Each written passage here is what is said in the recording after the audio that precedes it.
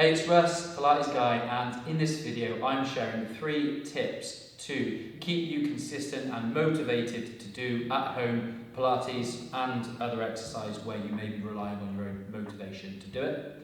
And this is just from my experience of having, a few hundred members across face-to-face and online Pilates membership. And a lot of the conversations I have where people are thinking of leaving my membership are where they're not motivated to actually do their at-home online practice. So number 1, start small. Whether you're starting a new exercise regimen or you're going to start running or you are starting Pilates, start small. Make it a shorter distance, make it a shorter session. For example, with Pilates, make it realistic. Perhaps pencil in 3 20-minute sessions, 25-minute sessions within a week, rather than trying to squeeze in 2 or 3 hours throughout the week. This is really difficult with a busy schedule to try and find an hour here and there to do a few sessions. So just starting small, starting with a short session will make it much more achievable to meet your goals and help to keep you motivated. 3 short sessions in a week is probably enough to get you starting to feel the benefits. Equally, if you're running or something like that and you haven't really been running, start with a small run and your body will be less punished by this, and then slowly build up and you're less likely to lose motivation, and you also don't have to sit there thinking about starting an hour-long Pilates class or going for a 10k run, which seems really daunting if you've not been doing it before or not for a long time. So start small. Number 2, get it scheduled in physically into an electronic or a real diary or calendar when you're going to do these things. Make the actual commitment, put the time aside where you'll be able to do it and make it happen. This has actually been shown to be a really powerful way to make sure that you actually do actions that you're committing to, is actually writing them down and getting them in a diary or schedule, especially if you're busy or life can take over sometimes. Make it a non-negotiable. And last but not least, probably the biggest one for keeping you consistent and motivated is accountability.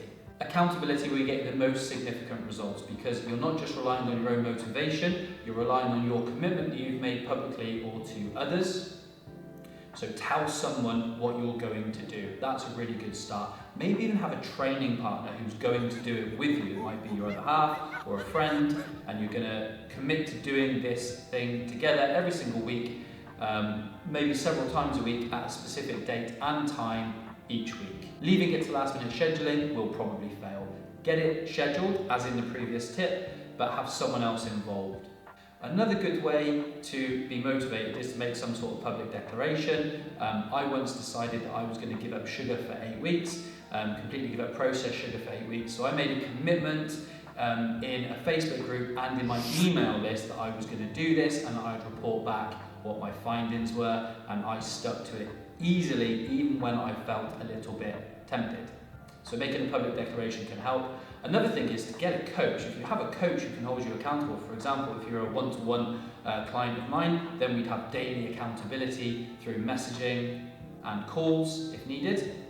And if you're part of my group coaching, again, we have daily accountability in a WhatsApp group where we all hold each other accountable, me included sometimes. If we know we're going to struggle, then we state in that group early doors what we're either going to do or we're not going to do, and then later on confirm that we've been able to stick to that. Another thing I do for my members is I have a members Facebook group. Most of my members online and face-to-face are in that Facebook group, and I do weekly accountability posts. On a Sunday evening, there's a post to say, what actions are you going to take next week? What are you specifically going to commit to? And is there anything you need to state here that you're not going to do? And then on the Saturday evening, I have a follow-up post which asks how people got on, and I tag the people that commented in that to say, how did you do against your commitments? This is really powerful and gets results. It really, really helps people stick to what they say they're going to do when other people have heard that commitment.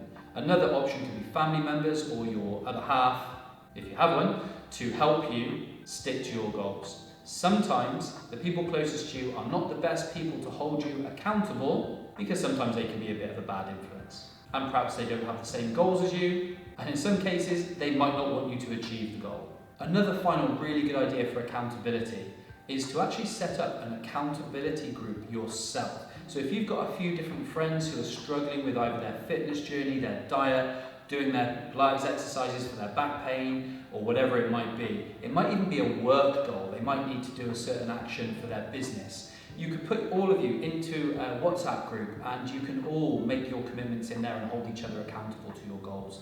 I can't understate how powerful this is. So hopefully that's been helpful. Please get in touch with me if you've got any questions, or if you do need any help at all, I'll be more than happy to help, either in the comments or get in touch with me directly. Thank you very much for watching, and hopefully I'll speak to you soon.